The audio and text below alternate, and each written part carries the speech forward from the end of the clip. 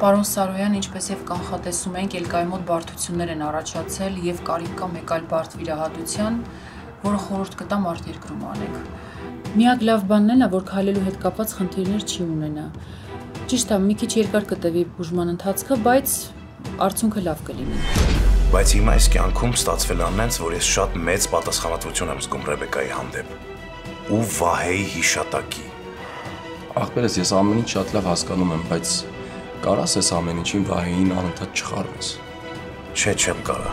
Բայց ինչ կարող եմ անել, փոխեմ, հերեսա, ոնց հրաժարվեմ։ Դա քո որոշումն է ու քո ընտրությունը։